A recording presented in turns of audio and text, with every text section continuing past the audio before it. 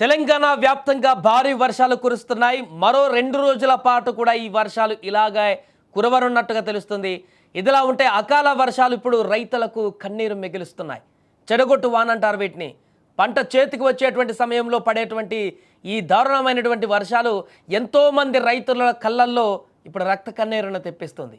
సిద్దిపేట జిల్లాలో అకాల వర్షం రైతన్నలకు ఇప్పుడు కన్నీరు మిగిల్చింది. రాయపోల్, దౌలతాబాద్ మండలాల పరిధిలోని ఆయా గ్రామాలలో కురుస్తున్నటువంటి వర్షానికి పంటలకు తీవ్ర నష్టం జరిగింది. చేతికొచ్చిన మొక్కజొన్న, పొద్దుతిరుగుడు పంటలతో పాటు కూరగాయ పంటలు దెబ్బతినడంతో రైతుల పరిస్థితి ఇప్పుడు అగమ్యగోచరంగా మారింది. వేలాది రూపాయలు పెట్టుబడి పెట్టి కష్టపడి పండించిన పంటలు కళ్ళ ముందే నేల రాలడంతో రైతాంగం ఇప్పుడు లబోదీబోం అంటోంది. అల్పపీడన ప్రభావంతో నిన్న సాయంత్రం కురిసినటువంటి అకాల వర్షం పలు పంటలకు తీవ్రంగా నష్టం చేకూర్చింది.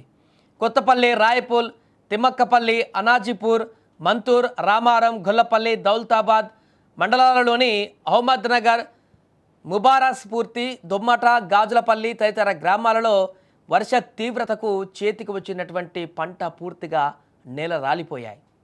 పలుచోట్ల విద్యుత్ స్తంభాలు నేలకూలాయి. దీంతో విద్యుత్ సరఫరాకు మండల కేంద్రంలో సుమారు 5 గంటల పాటు అంతరాయం కూడా ఏర్పడింది. అకాల వర్షానికి నష్టపోయినటువంటి తమను ఆదుకోవాలని ఇప్పుడు రైతులు కోరుతున్నారు. క్షేత్రస్థాయిలో వ్యవసాయ అధికారులు పర్యటించి నివేదికలు తయారు చేసి జిల్లా అధికారులకు అందించి పరిహారం అందించాలని మండల రైతులు ఇప్పుడు కోరుతున్నారు. మరోపక్క తోగుట మండలంలో ఈదురుగాలులతో కూడినటువంటి వర్షం కురిసింది.